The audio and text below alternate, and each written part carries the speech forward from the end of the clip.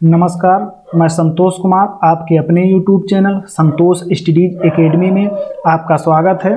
हम लोग आज जो हाल ही में बिहार राज्य ने जाति आधारित गणना के आंकड़े जारी किए हैं उस पर बात करेंगे।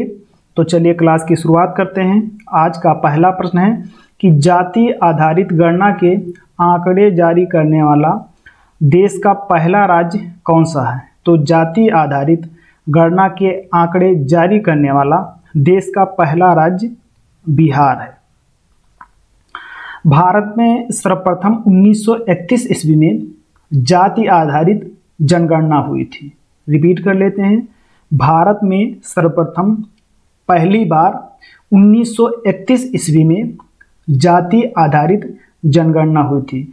उसके बाद जाति आधारित जनगणना नहीं हुई और इसके जो जाति आधारित जनगणना है इसकी मांग हमेशा होती रही है, लेकिन सरकार ने इस पर कोई विशेष जोर नहीं दिया है और अभी तक जाति आधारित जनगणना स्वतंत्रता के बाद नहीं हुई है। लेकिन बिहार राज्य ने जाति आधारित गणना की है। यहाँ ध्यान रखना है, ये जनगणना नहीं है, गणना है। तो बिहार पहला राज्य है जिसने जाति आधारित गणना की है और उसके आंकड़े जारी किए हैं। हालांकि इससे पहले भी भारत में छत्तीसगढ़ और कर्नाटक राज्य ने जाति आधारित गणना करवाई है, लेकिन इसके आंकड़े जारी नहीं किए हैं। अगले प्रश्न पर चलते हैं। अगला प्रश्न है, बिहार जाति आधारित गणना के अनुसार राज्य की कुल आबादी कितनी है। तो जो बिहार जाति आधारित गणना है उसके अनुसार राज्य की कुल आबादी 13.07 करोड़ है। अगर जो कुल आंकड़े में देखा जाएगा तो 13,07,25,310 है। अर्थात बिहार ने जो जाति आधारित गणना की है उसके अनुसार बिहार राज्य की कुल आबादी 13,07,25,310 है। और जो 2011 की जनगणना के अनुसार बिहार में जो कुल आबादी थी वो 10.40 करोड़ थी। अगले प्रश्न पर चलते हैं।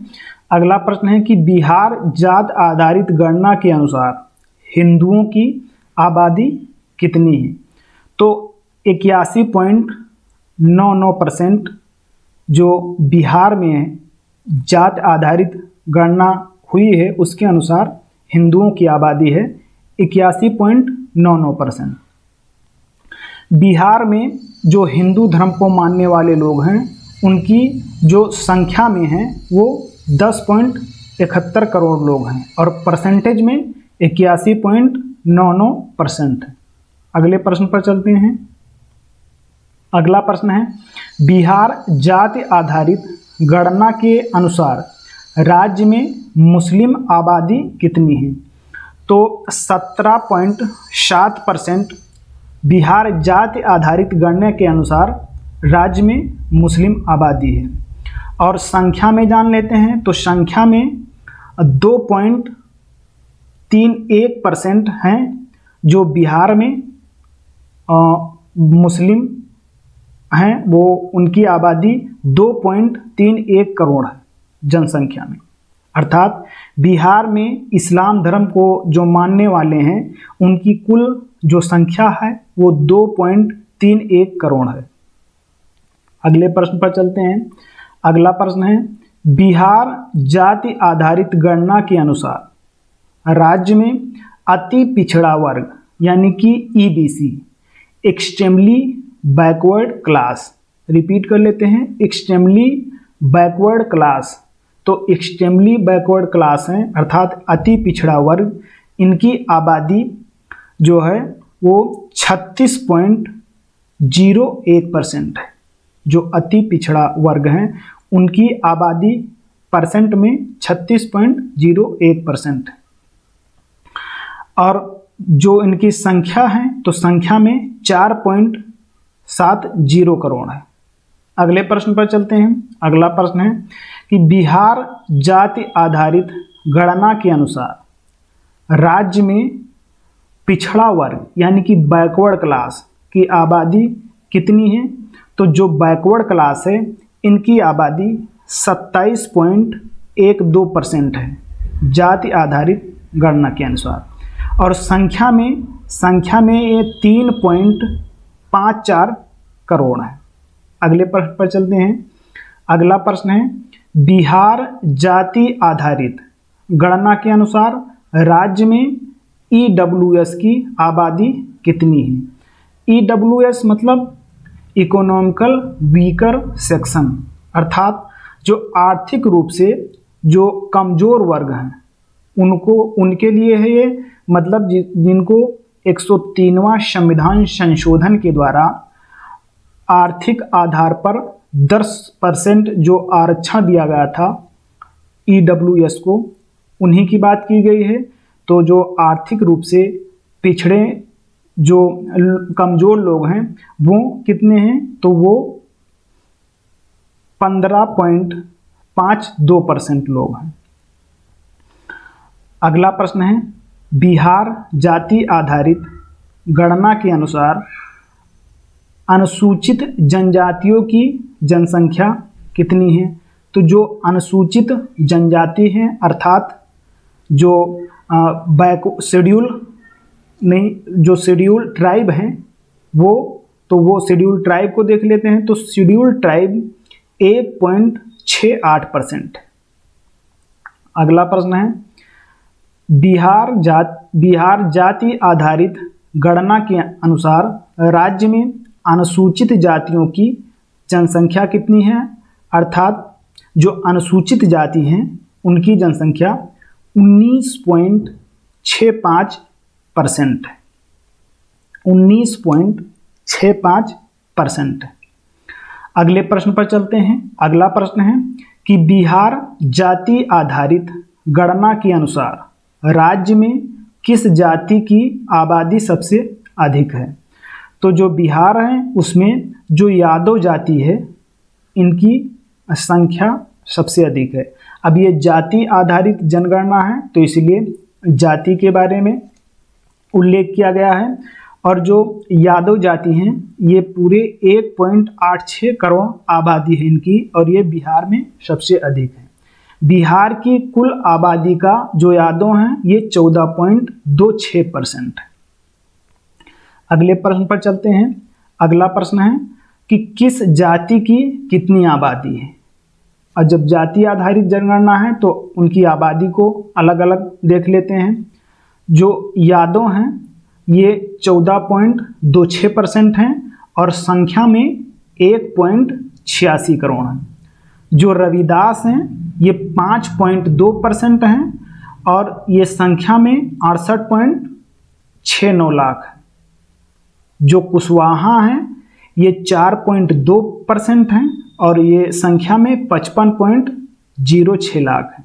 जो ब्राह्मण जाति के लोग हैं ये 3.65% हैं और जनसंख्या में 47.81 लाख लोग हैं।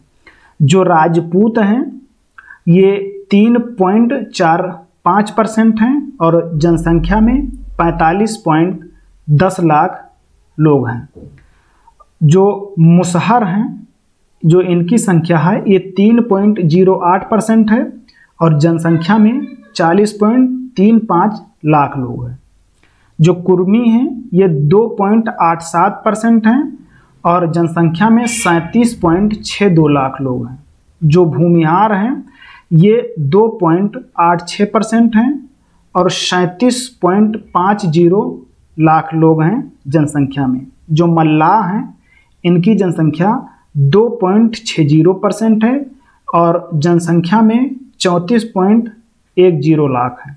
जो बनिया हैं ये 2.31% है और संख्या में या जनसंख्या में 30.26 लाख लोग हैं। आगे चलते हैं। आगे हैं जो कानू हैं। जो कानू जाति हैं ये 2.21% हैं और जनसंख्या में 28.92 लाख लोग हैं। पान शवासी या पानर जाति के जो लोग हैं ये 1.70% हैं और जनसंख्या में 22.2 लाख लोग हैं। जो प्रजापति हैं या कुम्हार ये 1.40% है और जनसंख्या में 18.34 लाख लोग हैं। जो बढ़ई हैं ये 1.45% हैं और जनसंख्या में 18.95 लाख लोग हैं। जो पासी हैं ये 0.98% हैं और जनसंख्या में 12.88 लाख लोग हैं। कायस्थ जाति के लोग 0.60% हैं और जो उनकी जनसंख्या है 7.85 लाख लोग हैं। और जो मोमिन यानी जुलाहा अर्थात जो अंसारी हैं वो 3.54% है। आगे चलते हैं। आगे है कि किस वर्ग की कितनी आबादी है। जो अति पिछड़ा वर्ग है तो अति पिछड़ा वर्ग की जो आबादी है, अब यहाँ से सम्मिलित रूप से देख लेते हैं एक साथ सभी को ताकि याद हो जाए। तो जो अति पिछड़ा वर्ग है यानी कि एक्सट्रीमली बैकवर्ड क्लास, ये 36.01% है कुल आबादी का और जनसंख्या में 4.70 करोड़ लोग। पिछड़ा वर्ग यानी कि बैकवर्ड क्लास, ये जो बैकवर्ड क्लास है ये 27.12% और जनसंख्या में मतलब कि संख्या में 3.54 करोड़ लोग हैं। अनुसूचित जाति यानी कि जो शेड्यूल कास्ट हैं ये 19.65% और संख्या में 2.56 करोड़ लोग हैं। जो अनुसूचित जनजाति हैं यानी कि शेड्यूल ट्राइब ये 1.68% और संख्या में 21.99 लाख लोग हैं। जो अनारक्षित यानी कि यूआर लोग अर्थात सामान्य वर्ग के लोग ये 15.52% हैं और संख्या में 2.02 करोड़ लोग हैं। अगले प्रश्न पर चलते हैं। अगला प्रश्न है कि पिछड़ा वर्ग और अत्यंत पिछड़ा वर्ग यानी कि पिछड़ा वर्ग और अति पिछड़ा वर्ग को केंद्र में ओबीसी कहा जाता है। यानी कि जो बिहार राज्य में जो पिछड़ा वर्ग है यानी कि बैकवर्ड क्लास और जो ईबीसी है यानी कि एक्सट्रीमली बैकवर्ड क्लास, इन दोनों को मिलाकर केंद्र में ओबीसी कहते हैं। मतलब पिछड़ा वर्ग और अति पिछड़ा वर्ग को केंद्र में ओबीसी कहा जाता है। पिछड़ा वर्ग और अति पिछड़ा वर्ग इनको मिला दिया जाए तो इनकी जनसंख्या है 63.14%, यानी कि जो जिसे केंद्र में ओबीसी कहते हैं उसकी जनसंख्या है 63.14%। आगे है कि पिछड़ा वर्ग प्लस अति पिछड़ा वर्ग प्लस एससी यानी कि schedule caste plus schedule tribe, इनको मिला दिया जाए तो ये कुल मिलाकर 84.48% लोग हैं। 84.48% लोग हैं। मंडल आयोग जिसने 1980 में अपनी रिपोर्ट प्रस्तुत की थी और कहा था कि पूरे देश में जो ओबीसी हैं इनकी आबादी का हिस्सा 52% है, अपनी रिपोर्ट में 52% रखा था। आगे है कि बिहार में कितना आरक्षण शिक्षा और नौकरी में है। तो जो अति पिछड़ा वर्ग है यानी एक्सट्रीमली बैकवर्ड क्लास, इनकी जो है वो हिस्सेदारी 18% है आरक्षण में, और जो पिछड़ा वर्ग है यानी कि बैकवर्ड क्लास है उनकी 12% है। और जो पिछड़ा वर्ग और अति पिछड़ा वर्ग इन दोनों को मिला दिया जाए तो जिसे ओबीसी कहते हैं तो ओबीसी की 30% है। आगे है कि हिंदू अगड़ी जातियाँ जैसे ब्राह्मण, भूमिहार, राजपूत, कायस्थ, इनको मिला दिया जाए तो ये कुल 11.6% लोग हैं कुल आबादी का। जो पिछड़ी जातियां हैं यानी कि ओबीसी ये 63.1% हैं। आगे चलते हैं। अगला ये बिहार का मानचित्र है। बिहार को हम सब मानचित्र में देख लेते हैं तो बिहार के बारे में थोड़ा और जानकारी कर लेते हैं। बिहार के जो सीएम हैं तो बिहार के मुख्यमंत्री नीतीश कुमार हैं जो 8वीं बार सीएम बने हैं। और बिहार के जो राज्यपाल हैं विश्वनाथ अर्लेकर हैं। बिहार में लोकसभा की 40 सीट है और राज्यसभा की 16 सीट है। और बिहार में जो विधानसभा है उसकी 243 सीट है और 75 सीट विधान परिषद की है। और जो हाई कोर्ट है ये पटना हाई कोर्ट है और ये पटना है, पटना राजधानी है बिहार की और पटना हाई कोर्ट है बिहार का। ये जो बिहार है इसके मध्य से होकर गंगा नदी गुजरती है और गंगा नदी बिहार को दो भागों में बांटती है, एक उत्तरी बिहार, दूसरा दक्षिणी बिहार। जो उत्तरी बिहार है ये बाढ़ से ग्रसित रहता है और जो दक्षिणी बिहार है ये सूखा से ग्रसित रहता है। और ये गंगा नदी बिहार के मध्य से होकर गुजरती है। और जो बिहार है इसमें यहाँ से घाघरा नदी आती है, फिर घाघरा नदी के बाद में गंडक नदी आती है, फिर बूढ़ी गंडक नदी आती है, फिर बूढ़ी गंडक के बाद बागमती नदी गंगा में मिलती है, फिर बागमती के बाद जो कमला नदी है, फिर कोसी नदी है और कोसी नदी के बाद में महानंदा नदी है। जो महानंदा नदी है ये गंगा नदी से बाएं तट से मिलने वाली अंतिम नदी है महानंदा नदी। अच्छा, ये सबसे पहले है घाघरा नदी, फिर है गंडक नदी, फिर है बूढ़ी गंडक नदी और फिर है बागमती नदी और ये है कमला नदी। तो जो बागमती और कमला नदी है ये दोनों नदियाँ कोसी की सहायक नदी हैं। बागमती और कमला नदी ये दोनों कोसी की सहायक नदी हैं। अब इसके दक्षिणी वाला जो भाग है दक्षिणी बिहार में देख लेते हैं। यहाँ कर्मनाशा नदी मिलती है सबसे पहले, फिर सोन नदी गंगा में मिलती है और फिर आती है पुनपुन नदी और फिर फाल्गु नदी। जो पुनपुन नदी है ये फाल्गु की सहायक नदी है और फिर क्यूल नदी आती है और फिर अजेय नदी आती है। तो जो अजेय नदी है ये दक्षिणी बिहार से मिलने वाली अंतिम नदी है गंगा में और जो पहली नदी है वो कर्मनाशा नदी है।